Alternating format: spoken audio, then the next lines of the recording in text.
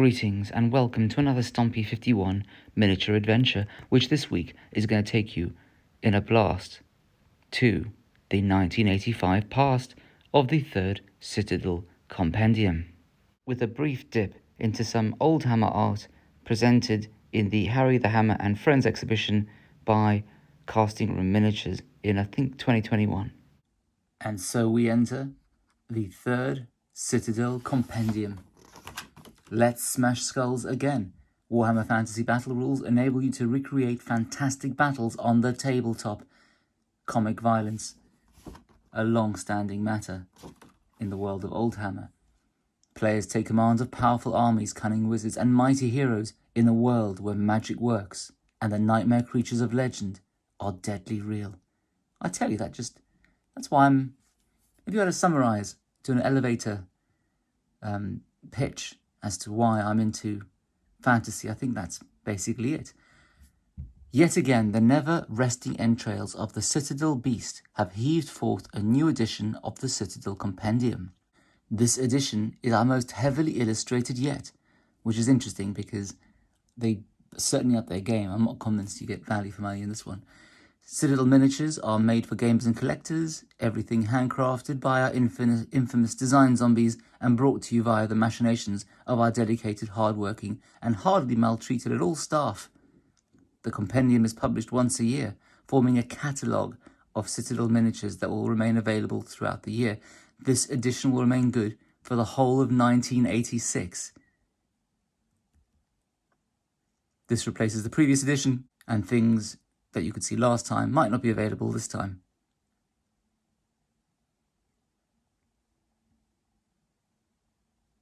If you have any new ideas for new models, games or articles, why not drop us a line? I suppose outreach before the age of the internet. We'll do our best. A self-addressed envelope helps. Oh God, do you remember those days you had to send an envelope, with your letter, and then a little envelope with a stamp on it so they could just post it back? So don't delay. Your ideas may help shape the future of fantasy models and games. All beer and Skittles. Oh wow, they had Skittles. A kind of early modern Germanic pub. The reason why fantasy literature is full of inns and taverns. The prancing pony at Brie, Lankmar's silver eel, and the vulgar unicorn in Sanctuary's maze are all unique and yet resemble each other in one respect: their clientele. Thieves go to a tavern to plot, wizards to seek out information, and adventurers to hang about, look macho, and hopefully get hired. As the Fantasy Inn sees so much traffic, it's quite a useful model for a role player or tabletop general to possess. A neutral inn stuck in the middle of a hotly contested battlefield can make for an interesting and unusual three-cornered game. Before you turn to your workbenches, the light of creativity burning brightly in your eye, it is best to do a little planning. Jot down a few notes under the following headings. Size. Oh, I see. They're just telling you how to build it. And it's by Gary Chalk. Fantastic illustrator. They're not selling it. It's, years before they've got, the plastic technology to make it themselves. And now you can 3D print it. Though, I've never 3D printed a piece of terrain. I'm always worried it'll be too big a piece of resin and explode. You can do a big tavern, a small tavern. The base should fit in with the rest of your wargame scenery, both from the view of colour and general texture. You can use chipboard. Think about how long it is going to take to complete. You can't use an unfinished model, and the longer it's left unfinished, the more likely you're going to lose interest in it. That's a very good principle for any project, isn't it? If you just keep it small and simple, you'll get through it. Construction. Draw out a rough plan. Use a ruler and a craft knife. Use Bostik. I remember Bostik and Uhu. Do they still sell these things? They used to reek. Can't believe my parents used to let me use it. Then Painting Regiments for Warhammer by Rick Priestley. I must say the quality of this whole thing reminds me of kind of school magazines from like the late 80s and early 90s. But then again, I guess that's what this was. Yep, tips on how to paint regiments. For the technique described, you'll need a black undercoat. I mean, crikey, if you're going to paint in batch, I don't think that black is the way to go.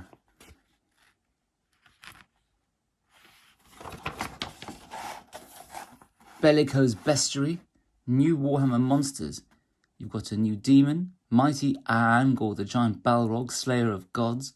Most foul and deadly of his kind is the Balrog Angor, slayer of gods, great demon of the deepest pits of hell. This sounds like a Rick Priestley imagination. Before him, even Balrogs and demons quail in terror, squealing pitifully like squashed infants. Yes, and always a kind of hint of something that these days you just couldn't say. His body is black beneath a cake of running sores and blood-crusted fur. His skin sweats sickly scented blood. His foaming jaws spit rotting gore, and dark blood pours constantly from his ears, nostrils, and eyes. Well, I mean, that's just going to lead to death, isn't it?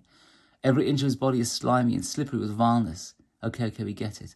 Special rules: he can fly, causes fear and terror, claws, stomps, and tail lash. Very nice. New elementals, a death elemental. Oh, and I've always loved these kind of post-dinosaur birds, which I guess are dinosaurs.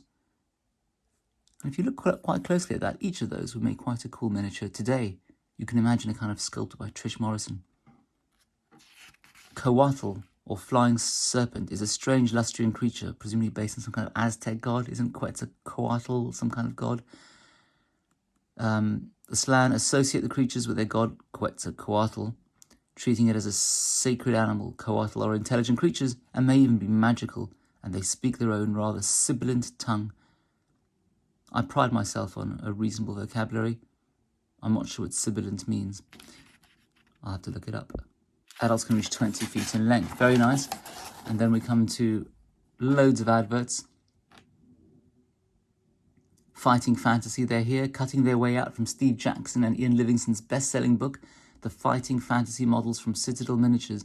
Mighty thewed barbarians and awesome wizards battle in mortal struggle against the evil denizens of darkness and the black legions of chaos. Each finely detailed figure in moulded grey plastic stands at approximately 60mm tall, with ogres at 80mm. Oh wow, so these were in plastic. I used to always love looking at the kind of drawn adverts for miniatures, but then I would always be deeply disappointed with what actually arrived. All figures 65p, except ogres, which are £1.25. I mean, that's not cheap for this period. The photo page, and these aren't badly painted. Some of them are even well painted, but I suppose the quality of the photos is not great, and the quality of the printing is not great either. So what have you got over here? You've got some kind of ogre. I mean, that looks like it's been made out of putty or something, like morph on crack, embracing the gods of chaos. There was a lot of creativity back in the day. I'm not sure you get as much these days, even if materials are better. Some kind of battering ram, which is quite fun, but I'm not sure how that would be used in a game. Definitely a lot more darkness. Someone in the stocks, or pilloried, or whatever the word is.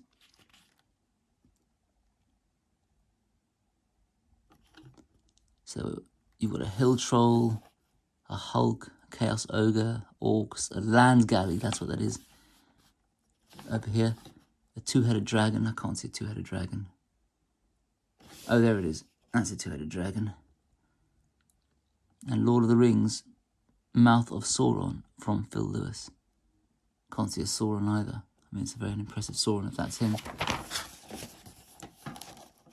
Citadel Miniatures. Please remember that they are models intended for serious and responsible collectors and gamers. They are not toys. They contain lead, which can be harmful if chewed or swallowed. You need to be 12. Yes, I'm sure many people ignored that. And then you come to, I suppose, their catalogue. Fighters, wizards, thieves, Skaven in 1986, which always throws me, dwarfs, rangers, high elves, all looking pretty small, looking more true 25mm, half orcs, halflings, gnomes. Well, you know, Games Workshop has reprised some gnomes in Blood Bowl. Maybe they'll create an actual faction for them. Snotlings, and I don't recognise those. I must only have seen the later ones. I suspect they'll go for up 10 quid each now. Undead Samurai, a genre I've never really grasped. Cold Ones and various lizardmen. Trolls, so you do see those around quite a lot. Men-at-Arms, presumably ripped off from Michael and Alan Perry's War of the Rings range. Not War of the Rings, War of the Roses. Ogres. None of these have ever come my way. I suppose they're pretty old. Troglodytes. Has anyone here ever heard of troglodytes? I mean, that High Lord troglodyte looks quite good. But I don't recognise them at all. Chaos Snakemen. You do see those kind of around. Those are by Chaz Elliott. And am I right in thinking he's sculpted some newer versions of those recently? These pygmies, which you definitely wouldn't see issued these days. Giant demons.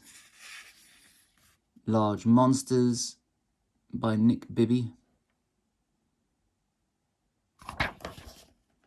Oh yes, and there's that bird that I quite like the look of. The giant carnivorous bird. You can get quite cool 3D printed versions of that now. Amazons. The Slan. The giant hill troll, who's probably all of 40mm high. Elementals and demons. Loads of inspiration here, if you're a sculptor. Chaos warriors. Grim even in those days. Probably more grim than they are now. Tom Myers elves. Dreadnought spaceships and battle cars.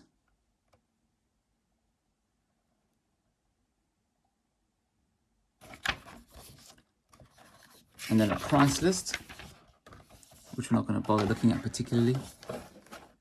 Again, as I say, these things weren't cheap. But people still bought them.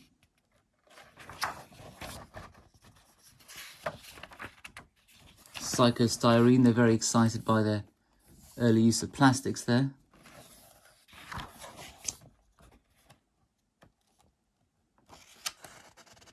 A Gorgon. A Minotaur. I'm sure I saw someone trying to sell it for 40 quid on one of the Facebook groups the other day. An owl bear. I've never understood the idea of owl bears. It's a strange mixture. A lot of Lord of the Rings stuff. Oh, that's the Mouth of Sauron. Evil warrior mage. Just general Dungeons and Dragons stuff. Goldfag's Ogres by Jez Goodwin. You do see those on eBay a lot, so people must have bought them a lot. Avenging Knights of the Cleansing Flame. A Goblin Warlord Chariot. I've never really seen that. These Nick Lund orcs, I'm sure I've seen around and may have gone off elsewhere and sculpted similar ones. These dragons, looking impressive but pretty tiny. And not for sale for some reason in the USA. There's Angor, the gigantic Balrog, Slayer of Gods, which Rick Priestley went into such elaborate narrative detail on.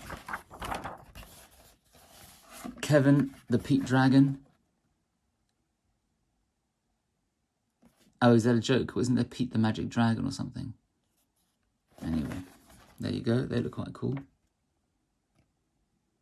50% of Citadel miniature profits from the sale of this model will be donated to the electric bed appeal for the Cameron Ward or the Orpington General Hospital.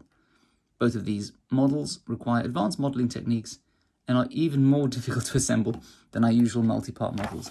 So good luck with that. Gorgaz. Gargantuan Firelord, who's probably 45mm tall. A Dragon Toad, that's quite funny. Giant Ogres by Nick Lund.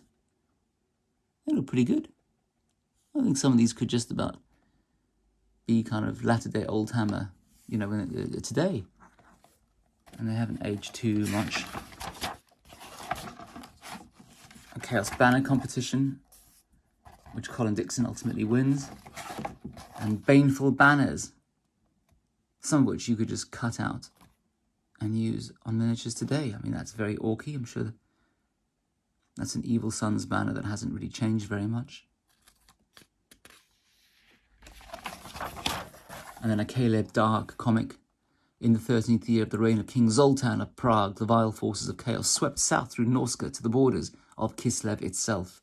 And there on the green banks of the Linsk, Zoltan's army engaged their hell-spawned foe, the Grand Duchy of Kislev. It all sounds very, what would they call the Commonwealth, the Lithuanian Polish Commonwealth, whatever they were called.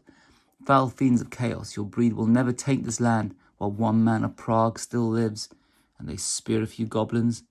Die, Dungskins, shouts some big troll. The troll gets absolutely peppered by arrows. Crikey, this is what the imagination of any 12 or 14-year-old little fellow would have embraced, and which, frankly, I haven't moved on from too far. Blood for the blood god. Ah, who's this? His blade was a whirlwind that cleaved the swathe of death before him. Slice. I mean, this is very graphic. Are things that graphic these days? No, but mine is with you. My battle is with you. Caleb Dark, says someone, and Caleb Dark comes over. And there's a second Chaos Warrior, but he's fighting for Prague. He's not fighting for Prague. He's a doomed one, a follower of Malal, the renegade god. All chaos is his enemy. Oh, I see. Finally, that's explained it. That's why this dark elf is running around with his head of an axe that looks much like a Hydra's head, which seems to be alive and biting people. This is quite a funky comic. Come, Chaos Dreadaxe thirsts for you. Yes. Some good little bits of individual art. They drove back the disheartened foe back into the Linsk, and those sparkling waters ran red with demon blood, and foremost, amidst the slaughter, was Caleb Dark. There's a bit of a princess, who always seems stuck in Eternia over there. And then Caleb says, I must consult with Malal, presumably his three-eyed god. But in the words of Dr. Seuss, that is not all. No, that is not all. I have this book called Harry the Hammer and Friends from an exhibition of art from the private collection of Brian and Diane Ansell that was shown in December 2021, which I never attended, but someone who sold me a load of books bunged this in with it as part of the sale. And because Wargames Foundry and Casting Room Miniatures, I suspect, still sells this book, albeit maybe limited edition, I'm not going to go into it in too much detail because I think you're supposed to buy it, albeit I don't think you can buy this. But I'll give you a quick flick through the art it involves, really as part of showcasing how Casting Room Miniatures has a fantastic array of fantasy miniatures you might not ordinarily think about. Welcome to our first exhibition of early Warhammer Citadel Miniatures and Games Workshop original art. This art has never been on display in public before. Predominantly, it's stuff from the 80s. We've thrown in a couple of posters and prints. Why now? It's been 30 years since Brian and I, Diane Ansell, left Games Workshop, and that coincides with me very nearly finishing renovating an event space here. So what better way to christen it than with showing you all this amazing art. So you've obviously got Harry the Hammer, the cover of the first edition of Warhammer Fantasy Battle, and used on many later box sets. You've got a Chaos Brew, some kind of goat, by John Blanche. A lot of it's by John Blanche. Forces of Fantasy. Everyone loves a dwarf and a skeleton. Another massive John Blanche battle with little goblins and mostly goblins fighting. The Leashmaster and his retinue, which I've shown you before on the cover of one of the Citadel Compendiums from the late 80s. The cover of Townscape and the Dying Light, a Warhammer Fantasy Battle 3rd edition. Looks like Death on the Reich there with a gondolier, a Germanic gondolier dude going along the river. Nuln, if you ever wondered what it looked like. Mona and the Moon Man, that's a bit bonkers. featured in Rat Spike and Warhammer Fantasy Battle. Macbeth, the box cover for Macbeth. I mean, is that kind of brooding King Macbeth? 1986. The Citadel, which looks a lot like the logo of Citadel Miniatures, 1986. A dragon.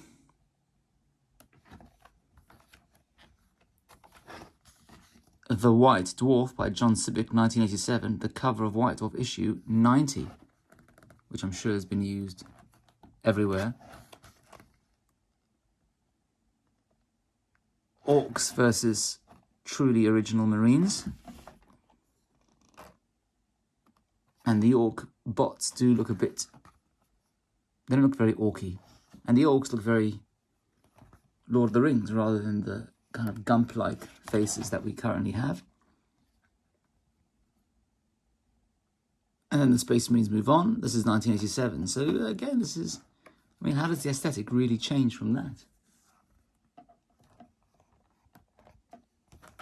This is bonkers. Amazon by John Blanche.